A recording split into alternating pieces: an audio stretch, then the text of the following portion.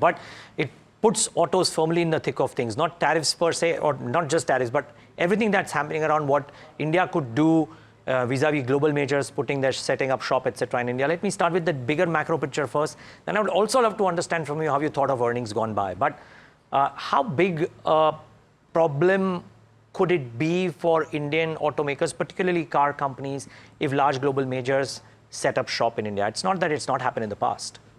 Sure. If you see till now, I'm talking about pre-say January or December, EVs in India from the Indian companies were aimed more towards people looking at value, total cost of ownership.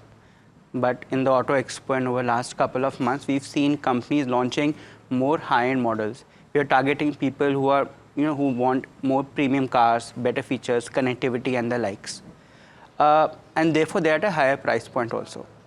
So if we have global companies setting up shops in India, obviously their cars would be priced at a slightly higher point, right? So they are also targeting the same clientele that some of these recent models are targeting. So naturally, competition is going to heat up. Again, manufacturing in India, how much localization do these companies do versus, say, companies in India who already have a very strong vendor network. It's not just batteries and motors. Obviously, they are high-cost items. But apart from that, the vendor network that these legacy companies in India have, the footprint, the sales footprint that these companies have, gives them an edge. But again, you're talking about customers. If they are looking at more premium-end electric vehicles, naturally the competition heats up, puts a pressure on pricing, and therefore margins. Again, PLI is something that some of these Indian companies have. So PLI helps them become more competitive, 10, 12%, whatever they get from the government. So the government has taken these steps in the past to protect the interest of Indian companies. Nevertheless, and it's again a situation which is still evolving. If you have global companies coming in India, setting up shop, maybe take a bit of a hit on the pricing, but try to gain market share, it is going to heat up the competition quite a lot. Okay, so we were wondering about why is it that despite selling 30,000 EV vehicles on the day of the launch, M&M got beaten down in 1 day straight, so on and so forth, right?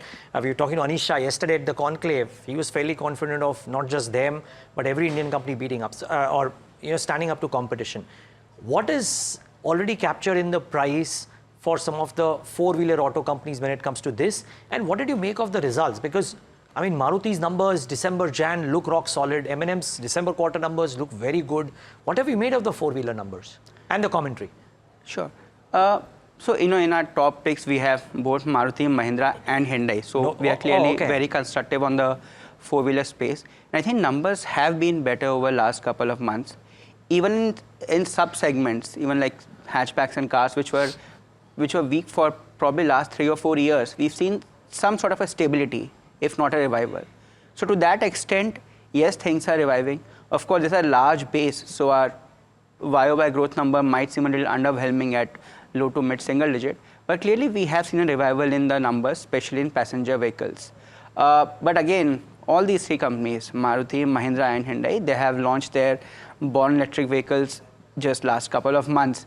So naturally, they are playing into a space which till now was not well discovered in India. Models we've had till now were more ICE models or ICE platforms converted to EVs. Right. Apart from some of the, again, global companies which had a few models. But most of these companies, the Indian majors, had ICE model converted to EVs. You talked about Mahindra and the launch.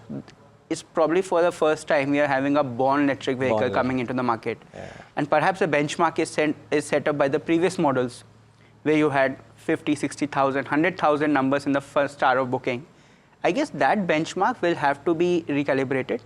We're talking about a different price point, a different customer segment, and not only a product, but even a segment which has not been tried by customers, right? So it will take some time to play out. So, let's see how the actual volumes pan out. It's still 5,000 a month, the capacity, so they are 30,000 in a way. Theoretically, 6 months of bookings have been done. Let's see how it plays out once the car is on the road, what's the feedback, what's the word of mouth publicity. I think those things will play out. Maybe just to add to that, your question was more on Indian companies kind of holding up to competition.